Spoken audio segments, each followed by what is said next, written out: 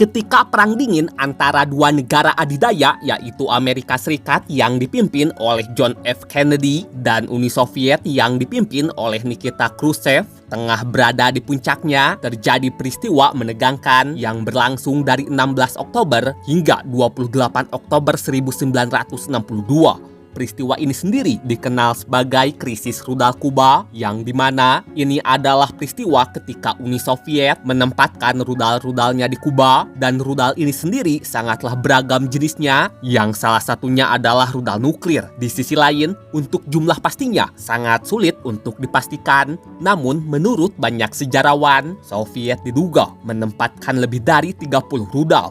Tak hanya rudal saja, Soviet juga menempatkan pesawat pengebom, sistem pertahanan udara, dan pasukan militer. Di sisi lain, Kuba bisa jadi bagian dalam rencana Soviet, tentu bukan tanpa alasan atau seenaknya memakai Kuba. Bisa dibilang, setelah revolusi Kuba tahun 1959, Kuba yang dipimpin oleh Fidel Castro dengan cepat menjadi sekutu dekat Uni Soviet. Itulah mengapa Kuba mengizinkan Soviet menggunakan wilayahnya. Kemudian, bagi Soviet, Kuba dianggap sebagai lokasi yang sangat strategis untuk menekan Amerika. Ya bayangin aja, Kuba berjarak sekitar 150 km dengan wilayah Amerika, yaitu Florida. Dengan jarak sedekat ini, rudal-rudal Soviet seakan-akan seperti di depan pintu Amerika, karena bagaimanapun rudalnya bisa mencapai Amerika dalam hitungan menit jika tak ada pertahanan yang mampu menghalaunya. Lalu, Soviet juga berharap dengan adanya rudal di Kuba, Amerika tak akan berani lagi untuk mencoba menggulingkan kekuasaan Castro. Seperti yang diketahui, Amerika itu pernah mencoba menggulingkan Castro lewat invasi yang dikenal sebagai invasi Teluk Babi. Namun, invasi ini berakhir dengan kegagalan. Uni Soviet tentu tidak serta-merta menaruh rudal-rudalnya di Kuba, dan hal ini pasti ada alasannya. Menurut banyak sejarawan, aksi Soviet ini tak lepas dari ancaman Amerika Serikat dan kedekatan Soviet dengan Kuba sebagai sekutu.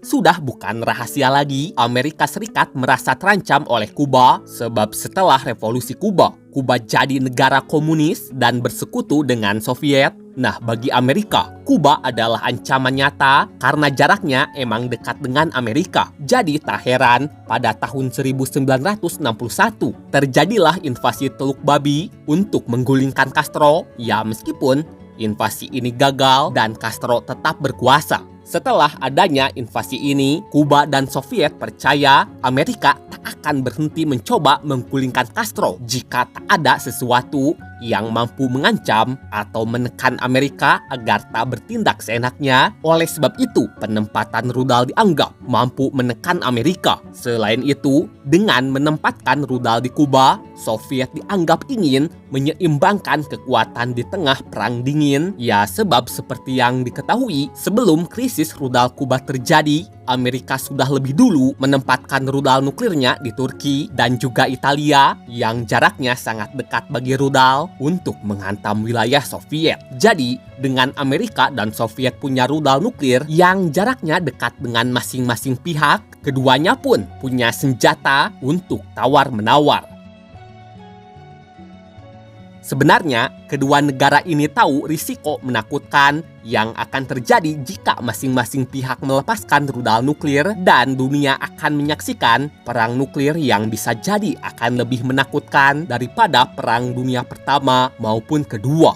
Beruntungnya, tak ada satupun rudal yang diluncurkan, dan keduanya sepakat untuk mengakhiri ketegangan ini lewat negosiasi, baik itu negosiasi terbuka maupun rahasia. Pada akhirnya, Soviet setuju untuk menarik rudalnya dari Kuba, dan Amerika juga berjanji tak akan menyerang Kuba. Selain itu, secara diam-diam, Amerika juga setuju untuk menarik rudalnya dari Turki dan Italia.